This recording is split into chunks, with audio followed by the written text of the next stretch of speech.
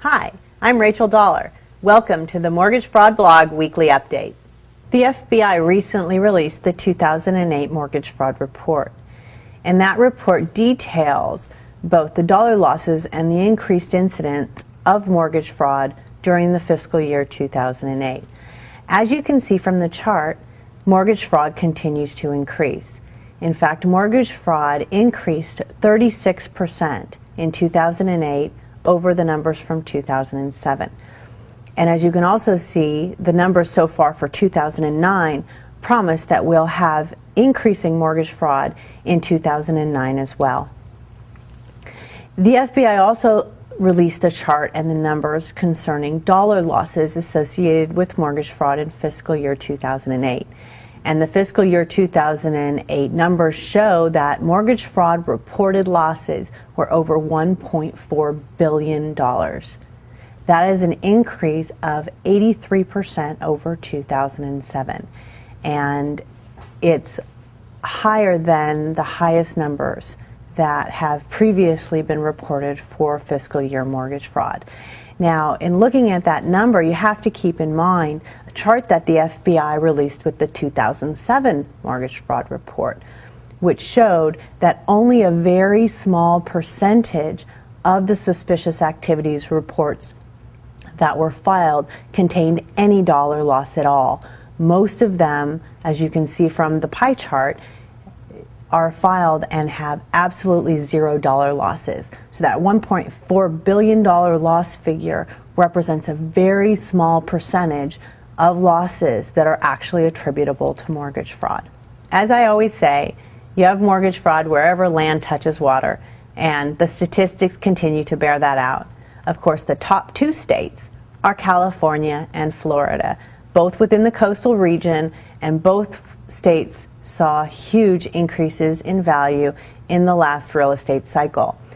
Georgia is still up there in the top, along with Texas, Missouri, Illinois, and some of the Great Lakes states.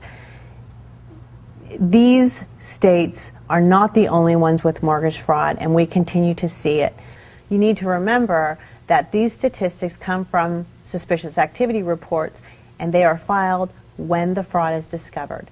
A lot of fraud that's being discovered right now is based upon audits from defaults from loans that were originated in prior years. And so the states that are showing the highest in mortgage fraud are not necessarily the states where the activity is occurring right now. There can be mortgage fraud in other states as well. With all those facts and figures in mind, what are the schemes that the FBI is seeing increase?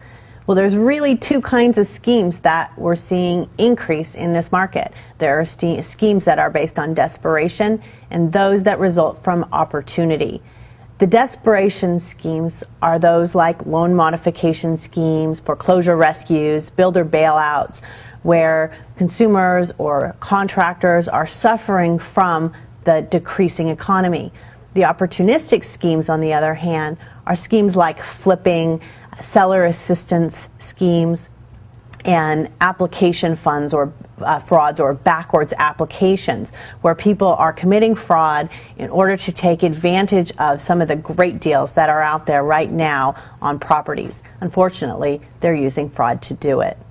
Moving away from the 2008 mortgage fraud report now, I'd like to talk a little bit about some of the highlights of what happened this week in mortgage fraud.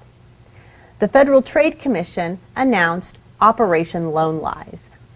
There have been 189 actions by 25 state and federal agencies so far in Operation Loan Lies, and they are going after loan modification companies and foreclosure rescue schemes. In fact, the Federal Trade Commission has brought lawsuits against 14 of these companies since April.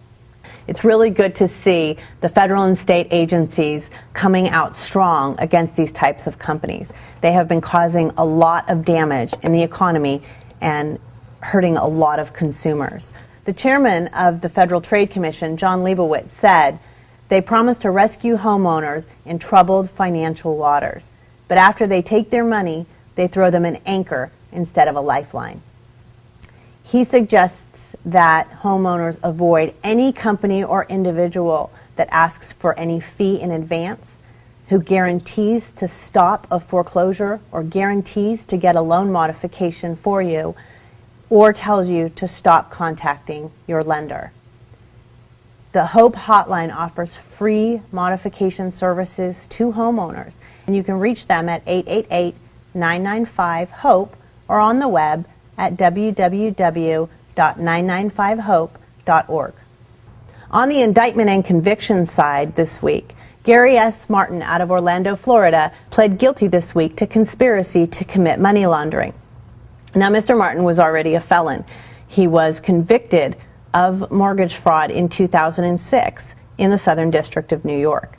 He was released on supervised release to the Middle District of Florida, where he engaged in a number of different schemes, including foreclosure rescue schemes, reverse mortgage fraud, and he even entered into some absolute sham transactions. And during his time in the Middle District of Florida, he caused lenders $5 million in losses. Also this week, Andrea Good James, a closing attorney in Roxbury, Massachusetts, was convicted of mortgage fraud for pocketing over $1 million in proceeds from loan closing transactions. Now, Ms. James would keep the proceeds from the loan refinances rather than paying off prior mortgage holders, and she would make payments on the existing loans in order to avoid detection. To read more about these and other schemes, go to www.mortgagefraudblog.com. Thank you, and we'll see you next week.